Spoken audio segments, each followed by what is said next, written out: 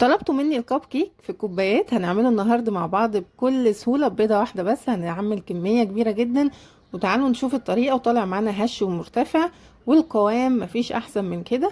وهنزينه بقى باي زينه عندك، ممكن كمان ما تزينهوش زي ما هو كده، بيبقى طعمه حلو قوي. شوكليت شيبس شغال، هنحط صوص كراميل، صوص شوكليت، صوص قرفه، زي ما انتوا عايزين، صوص فراوله كمان. ده بيديه بس شكل كده في الاخر ونكهه حلوه. يلا تعالوا نشوف الطريقه. وقبل اي حاجه ما تنسوش تدعموني بلايك وشير وكومنت حلو كده زيك، واشتراك للقناه عشان يوصلك كل جديد. ويلا بينا على طريقه التحضير بتاعتنا. اول حاجه، يا بيضه كبيره يا بيضتين صغيرين. انا عشان البيض عندي صغير فاستخدمت بيضتين، انتي ممكن تستخدمي بيضه كبيره عادي جدا. هنحط معاها نص كوبايه من السكر، او كوبايه الا ربع لو انتي بتحبي السكر بتاعه عالي شويه. لكن لو عايزه تقللي في السكر هتبقى نص كوبايه. هنحط نص كوبايه من الزيت، زيت عادي خالص برضو اللي موجود عندنا في البيت. يعني مكونات سهله وبسيطه ومتوفره عندنا كلنا، ففي ثواني هتقومي تحضريها.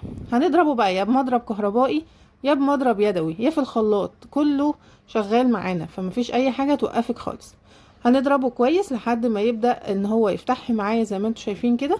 هنبدا ننزل عليه بكيس فانيليا، وهحط له كمان معلقه من الخل. الخل بيمنع اي زفارة، كمان بيخليه منفوش كده، وبيخلي مفيش فراغات في النص، فبيدي قوام حلو قوي للكيكة بتاعتنا.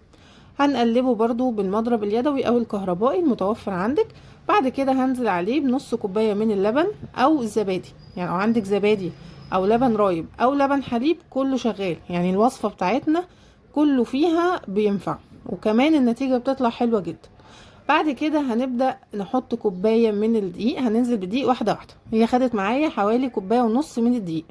حطينا كوباية الأول، وحطيت معاهم كيس بيكنج باودر وذرة ملح، يعني نص معلقة صغيرة كده من الملح. وهبدأ أقلب كويس كده من تحت لفوق، علشان ما نطلعش الفراغات. يعني بنقلب عادي، مش شرط قوي يعني، زي ما انتوا شايفين كده. ماشي بأي سباترة، وبنقلب لحد ما الدقيق يختفي. وبعد كده هنزل بنص كوباية تاني، وهقلب برضو لحد ما القوام يبقى زي ما انتوا شايفين، ما بيبقاش تقيل قوي وما بيبقاش خفيف قوي، بيبقى في الوسط كده اهو. يبقى الكمية اللي احنا قلناها دي خدت كوباية ونص من الدقيق لحد ما توصلي للقوام ده. طبعا كل دقيق بيختلف عن التاني، فانتي بتشوفي بقى القوام بتاعه بيبقى عامل ازاي، يا اما عايزة تزودي وبتنزلي بالدقيق تدريجيا. بس هو تقريبا كوباية ونص، وهيطلع معاكي مظبوط ان شاء الله. بصوا بيبقى خفيف، يعني مش خفيف قوي ومش تقيل، في الوسط. بعد كده هنبدأ ان احنا نحضر بقى الكوبايات بتاعتنا.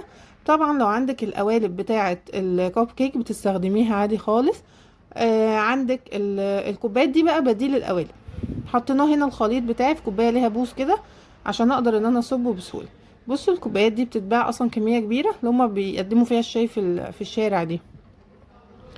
كمية كبيرة جدا وبتبقى رخيصة، وبتوفر معايا لان انتي اصلا بياكلوها ويرموها بعد كده، ما بنحتاجش ان احنا نغسل مواعين ولا اي حاجة. هنبدأ ندهنها دهنة من الزيت كده بالفرشة. هنخلص كل الكمية بتاعتنا، وهنجيب صينية ألمونيا، لان الألمونيا ما بيمتصش الحرارة بسهولة، فبالتالي مش هيحرقها لك من تحت. وهنبدأ نصب نص الكوباية بالظبط، يعني بلاش تعلوا، لان انا كل مرة بعلي وبعملها 3/4 بتنفش جدا وبتطلع بره الكوباية. فالانسب هو نص كوبايه. طبعا ممكن ناخد نص الخليط ونحط عليه معلقه كاكاو ونقلبه برضو، لو انتوا عايزينه شوكليت، او نص ونص، بس انا عملته كله فانيلي. ممكن بقى لو عندكم شوكليت شيبس تحطوا، عندكم فرماسيلا تحطوا، عندكم مربى تحطوا. هندخله على درجه حراره 180 وبيطلع معانا بالجمال ده. يعني خد ربع ساعه بالظبط في الفرن.